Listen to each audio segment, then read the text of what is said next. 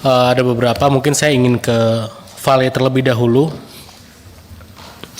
Ini ada hal yang lagi rame nih, Pak Dirut, soal kebocoran pipa, distribusi air bekas operasional di Sulsel, Luwu Timur. Nah, itu seperti apa? Dan proses perbaikannya seperti apa? Karena di sana banyak juga teman-teman yang nge-spill ke saya, harus dituntaskan dan jangan berlindung di balik narasi mitigasi. Gitu. Jadi harus keluar dari narasi mitigasi, perbaikan menyeluruh, kalau perlu terbuka. Ini era buka-bukaan, kalau memang ada kesalahan harus dia punishment, kalau memang ada kebaikan apresiasi.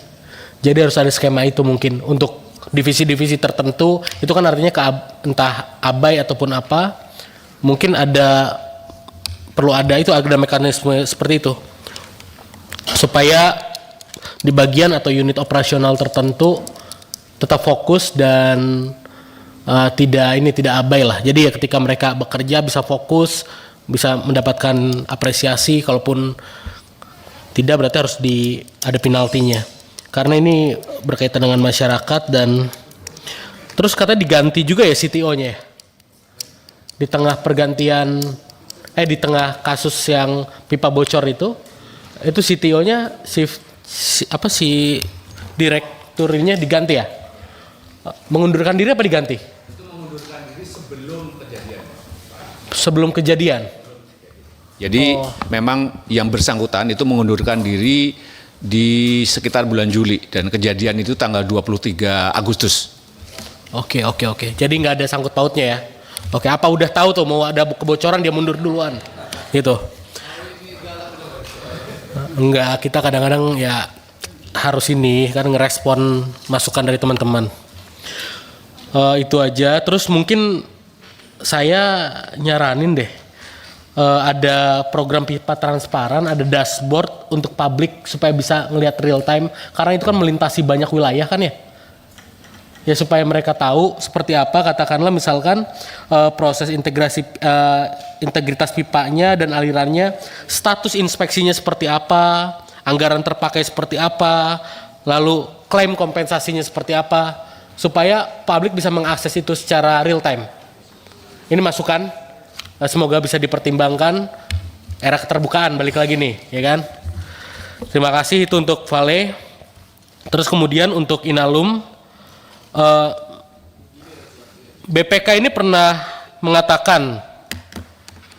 memperingatkan Inalum ada potensi kerugian 146,11 miliar transaksi proyek aluminium alloy ke PT Pasu. Nah itu seperti apa tindak lanjutnya? Saya ingin tahu. Terus kemudian percepatan smelter grade alumina refinery yang Esgar di Mempawah ya. Itu seperti apa juga. Terus kalau nggak salah saya dapat kabar itu Inalum itu dapat listriknya murah ya.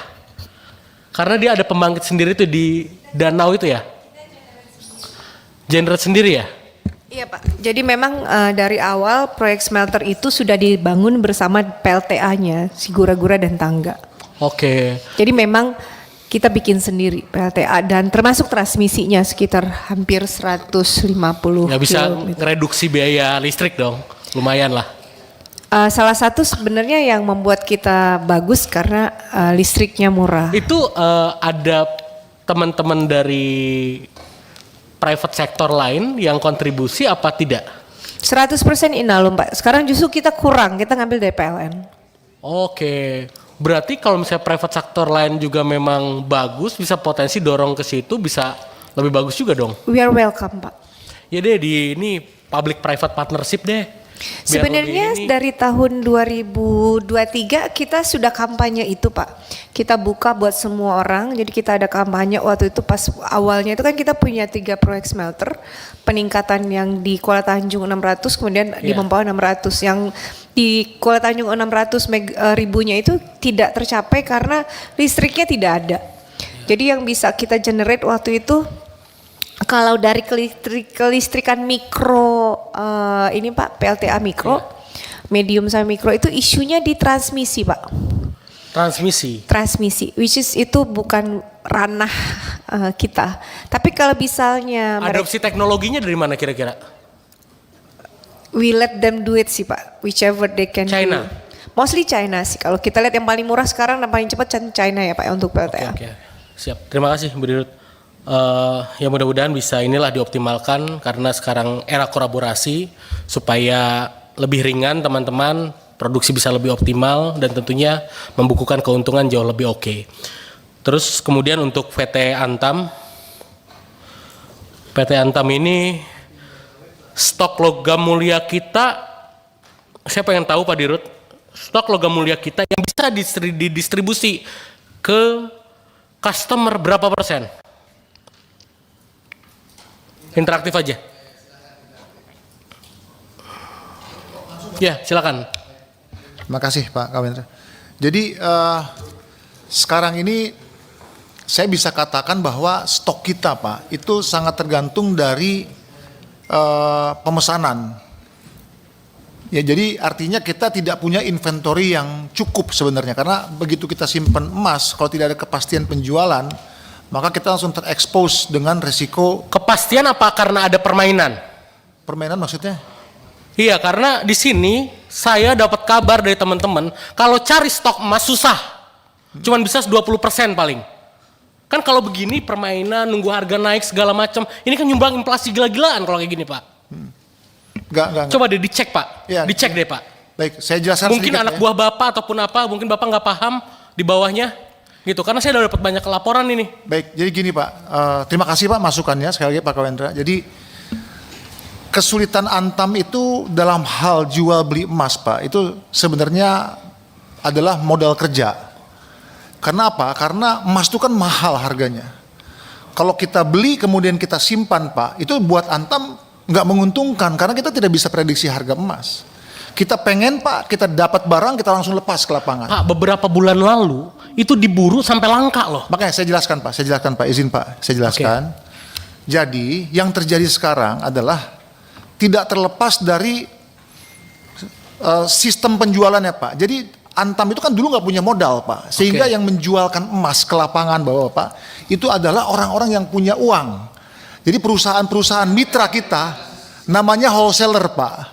Nah, salah satunya, tapi mungkin angle-nya agak berbeda Pak. Wholesaler itulah yang membantu Antam menjualkan kepada toko emas, rakyat. Kenapa kok mereka bisa?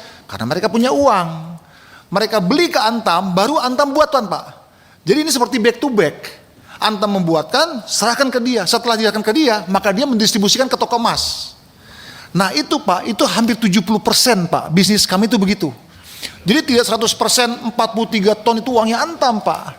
Itu 70% itu adalah para wholesaler itu yang beli ke Antam. Nah, sedangkan Pak yang stok yang dikuasai sama Antam itu maksimum 30% dan itu langsung kita bagi ke butik Pak. Butik-butik kita yang ada 15 butik di seluruh Indonesia. Animo pembeli banyak sekali Pak. Iya banyak yang kosong Pak. Betul, karena gitu. memang kemampuan kami modal kerjanya segitu. 30%.